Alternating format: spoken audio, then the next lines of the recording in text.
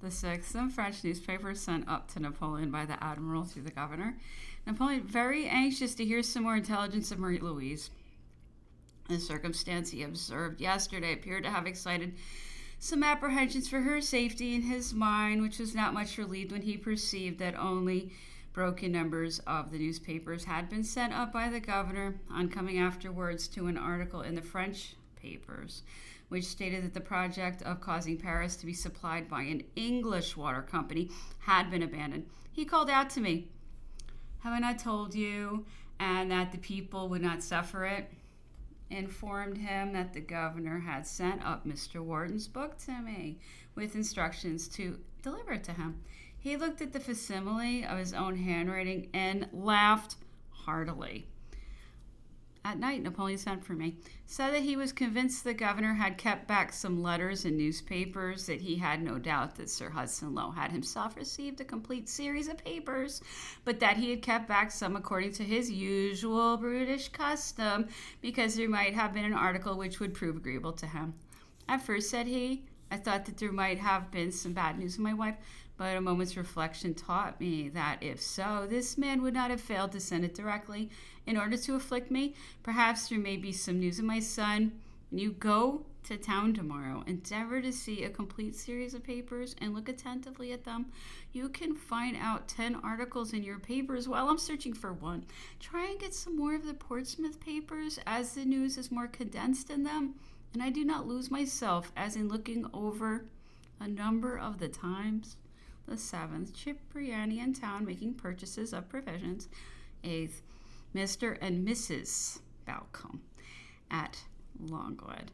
Napoleon sent for and conversed with them for a few minutes. Sir Hudson Lowe, when informed of this, said that they had no business to have spoken to General Bonaparte, as their pass had only specified Count Bertrand's family.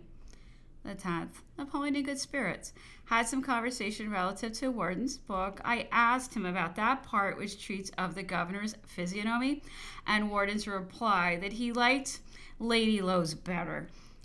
He laughed and replied, as well as I recollect, it is true, but I said much worse than what Wharton had stated there, which I believe is to be found in Lascazes' journal, where the governor must have seen my remarks. I then asked his opinion of Wharton's book. He replied, the foundation of it is true, but he has badly understood what was said to him, as in the work there are many mistakes which must have arisen from bad explanation. Wharton does not understand French. He has acted wrong in making me speak in the manner he has done, for instead of having stated that it had been conveyed through an interpreter, he puts down almost everything as if I had been speaking to him all the time, and as if he could have understood me. Consequently, he has put into my mouth expressions unworthy of me and not in my style. Any person who knows me will readily see that it's not my style. In fact, most of what he has received through interpretation, and that composes a large portion of the work, is more or less incorrect. He has said that Messina had stormed the village in Essling 13 times, which, if the work is translated into French, will make every French officer acquainted with the battle laugh, as Messina was not at that particular spot during the whole of the action. What he says about the prisoners that had been made at Jaffa is also incorrect, as they were marched on 12 leagues in the direction of Baghdad and not to Nazareth. They were Moghrebins from near Algiers and not natives of the country that he mentions. He is incorrect in stating that I had proposed to give the sick opium. I did not propose it. It was first made by one of the medical officers. He is wrong in the explanation which he has given other reason why I wished right to live. My principal reason was to be able to prove, as I told you before, by Wright's evidence that Blank had caused assassins hired by the Count D to be landed in Paris in order to murder me. This I thought I should have effected by Wright's own evidence at a trial in presence of the ambassadors of the powers in friendship with me. Now there was something glorious in Wright's death. He preferred taking away his own life to compromising his government. The Duc d'Angoulême was to have come to Paris to assist the assassins. The Duc de Berry also was to have landed at a certain place in Picardy to have excited insurrection and assassination. I got information of this, and Savary was dispatched to the spot to arrest him. If he had been taken, he would have been instantly shot. He was on board of an English vessel which came in close to the coast, but a certain signal which had been previously agreed upon, not having been made from Beville, he became afraid and stood off. The place where they were to have landed was called the Falaise de Beville, near Dieppe, at the foot of a steep precipice, up which people are obliged to climb by the help of ropes. It was chosen by them on this account, as they were not likely to be interrupted by the custom house officers. The Count D and the Duke de B were always endeavoring to procure my assassination. Louis, I believe, was not privy to it. They thought, I suppose, that they were at liberty to make as many attempts to assassinate me as they chose with impunity.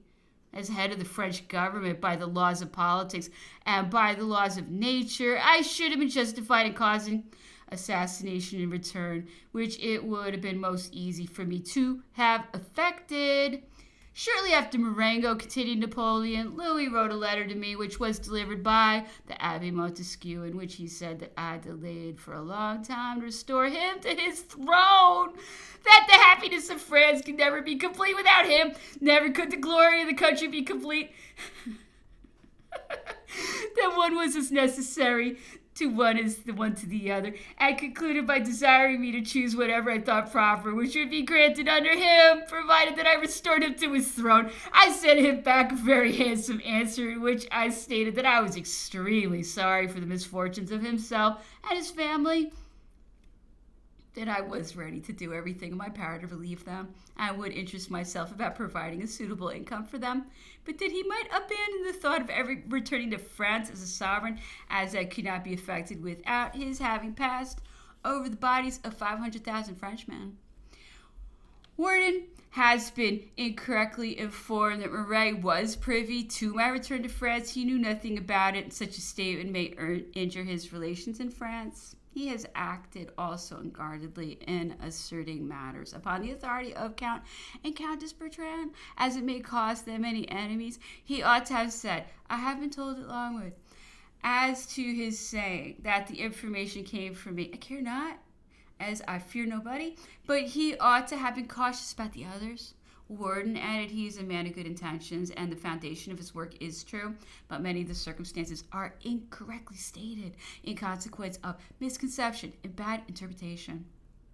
Gorko was very angry yesterday about what was said of him. I told him that he ought to take example by me and observe with what patience I bore the libels on me, with which the press was overwhelmed, that they had made me a poisoner, an assassin, a violator, a monster who was guilty of incest, and every hard crime, that he ought to reflect upon this and be silent. I see, continued he, by some answer in the Times, that the Morning Chronicle appears to defend me. What harm could it possibly be to let me see that paper, to let me read something favorable myself? It is very seldom that I now see anything of the kind, but it is a cruelty to withhold so seldom a consolation. You recollect I told you that the English would change their opinion of me, and that from the great intercourse they had with France and Italy, they would soon discover that I was not the horrid character they had believed me to be, and also that the English travelers in returning from the countries which had been under my dominion would bring back with them sentiments quite different from those with which they had set out. This is now beginning to take place and will increase every day. Those people will say, we have been deceived. On the continent, we have heard none of those horrid stories. On the contrary, wherever there was a fine road or a noble bridge, and we asked who made this, the answer has been Napoleon or Bonaparte. They will naturally say, at least this man encouraged the arts and the sciences during his reign, and endeavor to facilitate and to increase the commerce of the countries under him. Lord Castlereagh, continued he, has been guilty of the base libel by having declared that I had said since I came here that In peace or in war, I aimed at the destruction of England. It is wholly false, and I shall make it a subject of complaint to his master, the Prince Regent, and expose to him the unworthy conduct of his minister, conduct degrading to the character of a man. It is always dishonorable and base to publicly insult and belie the unfortunate, especially when in your power and at such distance as to preclude the possibility of a reply.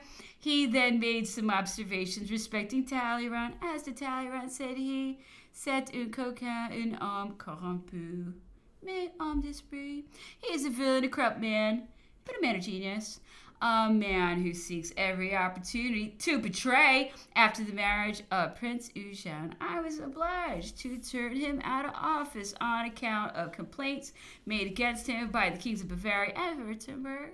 Nothing was to be got, no treaty to be made, or arrangement for commerce without first having bribed him.